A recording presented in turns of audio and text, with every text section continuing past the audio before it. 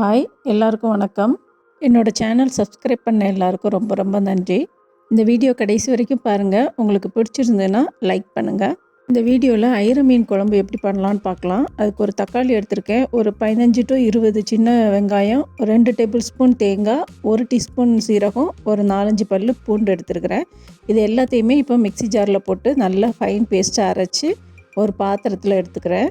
இந்த மிக்ஸி ஜாரில் கொஞ்சம் தண்ணி விட்டு அந்த தண்ணியும் இந்த அரைச்ச மசாலாவோடு சேர்த்து மிக்ஸ் பண்ணி எடுத்துக்கலாம். ஒரு சின்ன நெல்லிக்காய் சைஸ் அளவு புளி எடுத்து ஊற வச்சுருக்கிறேன். அதையும் நல்லா கரைச்சி இதில் தேங்காய் மசாலா அரைச்சி வச்சுருக்கோம்ல அந்த பேஸ்ட்டோடு சேர்த்து மிக்ஸ் பண்ணி எடுத்துக்கலாம். இப்போ நம்ம குழம்புக்கு தேவையான அளவு தண்ணி ஊற்றிக்கலாம். இந்த ஐர மீன் நான் ஒரு 1/4 கிலோ அளவு எடுத்துருக்கிறேன். அதுக்கேற்ற மாதிரி தண்ணி ஊற்றிக்கலாம். இப்போ நான் ஒரு 1/4 டீஸ்பூன் மஞ்சத்தூள், ஒரு 2.5 டீஸ்பூன் காஷ்மீரி மிளகாத்தூள் போட்டுக்கிறேன். நீங்கள் தனி மிளகாத்தூள் போடுறதா இருந்தால் 1.5 டீஸ்பூனே போதும். 1 டீஸ்பூன் மல்லித்தூள் போட்டுக்கிறேன். இவ்வளோ தான் மசாலா. இதை நல்லா மிக்ஸ் பண்ணி எடுத்துக்கலாம். இது கூட நான் 6 பச்சை மிளகாய் கீராமல் போட்டிருக்கேன், முழுசாகவே போட்டிருக்கேன். உங்களுக்கு காரம் தேவைப்பட்டுச்சுன்னா லைட்டாக கீரி கூட சேர்த்துக்கலாம். கொஞ்சம் ஃப்ரெஷ்ஷான கருவேப்பிலையும் போட்டுக்கிறேன். 1 டேபிள் ஸ்பூன் அளவு நல்லெண்ணெய் ஊற்றிக்கிறேன். ஐர மீனுக்கு மாங்காய் போட்டு வச்சோம் அப்படின்னா ரொம்ப நல்லாயிருக்கும். அதனால் இந்த மாங்காயில் ஒரு கொஞ்சமாக இந்த சைஸ் அளவு எடுத்து சின்ன சின்னதாக கட் பண்ணி போட்டுக்கிறேன். இது கூட நான் இன்னும் ஸ்டவ் ஆன் பண்ணி பாத்திரத்தை அடுப்பில் வைக்கல, கொதிக்க வைக்கல. இன்னும் மசாலாவை கூட்டி மட்டும்தான் வைக்கிறேன். இப்போ எல்லாத்தையும் ஒன்றா மிக்ஸ் பண்ணியாச்சு. உப்பு போட்டுக்கலாம். இப்போ நமக்கு 1 டீஸ்பூன் மட்டும் இப்போ போட்டுக்கிறேன். தேவைப்பட்டதுன்னா பின்னால் போட்டுக்கலாம்.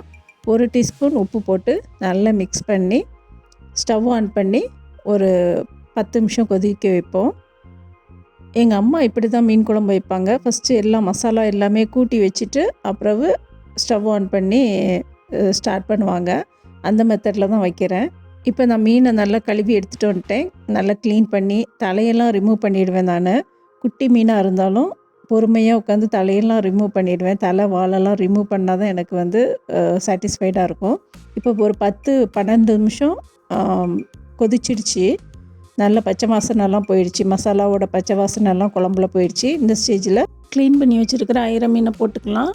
மீனை போட்ட உடனே கொஞ்சம் நல்லா கிளறி விட்டுட்டு ஃப்ளேமை மீடியம் ஹீட்டில் வச்சுட்டு ஒரு 5 மினிட்ஸ் கொதிச்சா போதும். ரொம்ப கிளறி விட வேண்டாம். கிளறி விட்டோம் அப்படின்னா ரொம்ப பிஞ்சு போயிடும். அதனால் ஒரு 5 to 7 மினிட்ஸ் மேக்ஸிமம் குக் பண்ணால் போதும். இப்போ உப்பு செக் பண்ணிக்கோங்க. உப்பு செக் பண்ணிவிட்டு தேவைப்பட்டேன்னா இந்த ஸ்டேஜில் போட்டுக்கலாம். ஒரு 5 மினிட்ஸ் கொதித்த உடனே இறக்கிக்கலாம். நம்மளோட சூப்பரான ஐர மீன் குழம்பு ரெடி ஆயிடுச்சு. இதே மெத்தடில் செஞ்சு பாருங்கள். மாங்காவும் பச்சை மிளகாவும் மறக்காமல் போடுங்க. மாங்காய் கிடைக்காட்டாலும் பரவாயில்ல, பச்சை மிளகாய் கண்டிப்பாக போடுங்க. இந்த மீன் குழம்பு ரொம்ப நல்லாயிருக்கும். சைடில் ஃப்ரை ஃபிஷ் எதுவுமே தேவையில்லை. இந்த மீன் குழம்பே போதும். ரொம்ப நல்லாயிருக்கும். கண்டிப்பாக ஒரு வாட்டி ட்ரை பண்ணி பாருங்கள்.